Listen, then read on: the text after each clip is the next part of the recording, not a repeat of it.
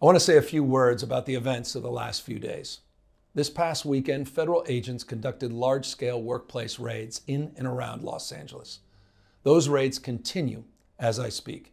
California is no stranger to immigration enforcement, but instead of focusing on undocumented immigrants with serious criminal records and people with final deportation orders, a strategy both parties have long supported, this administration is pushing mass deportations, indiscriminately targeting hardworking immigrant families, regardless of their roots or risk.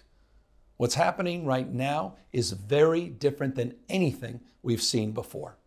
On Saturday morning, when federal agents jumped out of an unmarked van near a Home Depot parking lot, they began grabbing people, a deliberate targeting of a heavily Latino suburb.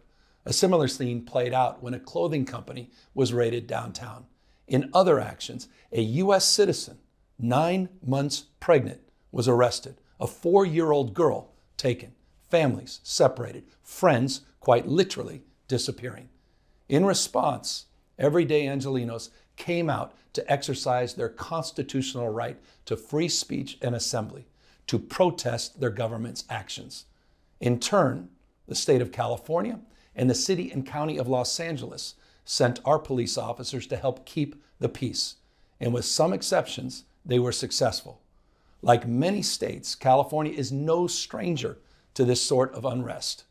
We manage it regularly and with our own law enforcement. But this, again, was different.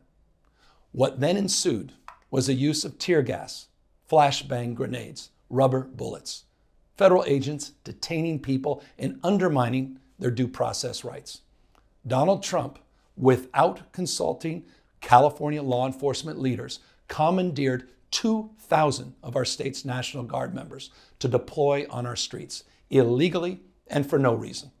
This brazen abuse of power by a sitting president inflamed a combustible situation, putting our people, our officers, and even our National Guard at risk.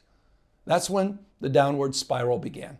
He doubled down on his dangerous National Guard deployment by fanning the flames even harder. And the president, he did it on purpose. As the news spread throughout LA, anxiety for family and friends ramped up. Protests started again. By night, several dozen lawbreakers became violent and destructive. They vandalized property. They tried to assault police officers. Many of you have seen the video clips of cars burning on cable news. If you incite violence, I want to be clear about this. If you incite violence or destroy our communities, you're going to be held to account. That kind of criminal behavior will not be tolerated, full stop.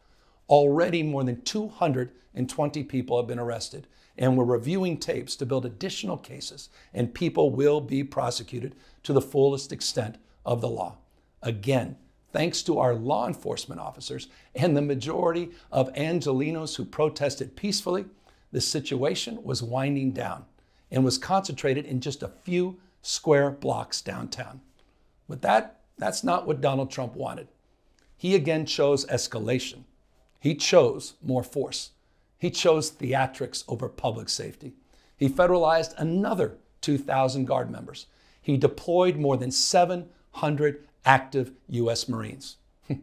These are the men and women trained for foreign combat, not domestic law enforcement. We honor their service. We honor their bravery. But we do not want our streets militarized by our own armed forces, not in LA, not in California, not anywhere. We're seeing unmarked cars in school parking lots, kids afraid of attending their own graduation. Trump is pulling a military dragnet all across Los Angeles, well beyond his stated intent to just go after violent and serious criminals. His agents are arresting dishwashers, gardeners, day laborers, and seamstresses. That's just weakness masquerading as strength. Donald Trump's government isn't protecting our communities. They're traumatizing our communities. And that seems to be the entire point. California will keep fighting. We'll keep fighting on behalf of our people, all of our people, including in the courts. Just yesterday, we filed a legal challenge to Donald Trump's reckless deployment of American troops to a major American city. Today, We sought an emergency court order to stop the use of the American military to engage in law enforcement activities across Los Angeles.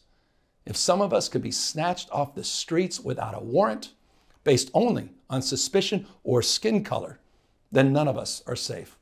Authoritarian regimes begin by targeting people who are least able to defend themselves, but they do not stop there. Trump and his loyalists, they thrive on division because it allows them to take more power and exert even more control. And by the way, Trump, he's not opposed to lawlessness and violence as long as it serves him. What more evidence do we need than January 6th? I ask everyone, take time, reflect on this perilous moment. A president who wants to be bound by no law or constitution, perpetuating a unified assault on American traditions. This is a president who in just over 140 days has fired government watchdogs that could hold him accountable for corruption and fraud. He's declared a war on culture, on history, on science, on knowledge itself. Databases, quite literally, are vanishing. He's delegitimizing news organizations, and he's assaulting the First Amendment. And the threat of defunding them, at threat, he's dictating what universities themselves can teach. He's targeting law firms and the judicial branch that are the foundations of an orderly and civil society. He's calling for a sitting governor to be arrested for no other reason than to, in his own words, for getting elected. And we all know this Saturday, he's ordering our American heroes, the United States military, and forcing them to put on a vulgar display to celebrate his birthday, just as other failed dictators have done in the past. Look, this isn't just about protests here in Los Angeles. When Donald Trump sought blanket authority to commandeer the National Guard, he made that order apply to every state in this nation. This is about all of us. This is about you. California may be first, but it clearly will not end here. Other states are next. Democracy is next. Democracy is under assault before our eyes. This moment we have feared has arrived.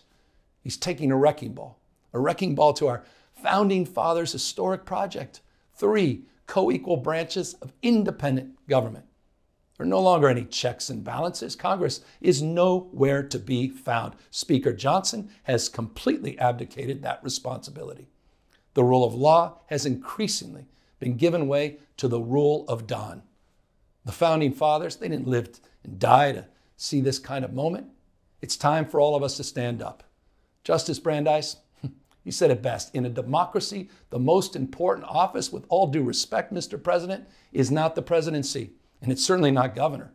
The most important office is office of citizen. At this moment, we all need to stand up and be held to account, a higher level of accountability. If you exercise your First Amendment rights, please, please do it peacefully. I know many of you are feeling deep anxiety, stress, and fear, but I want you to know that you are the antidote to that fear and that anxiety. What Donald Trump wants most is your fealty, your silence to be complicit in this moment. Do not give in to him.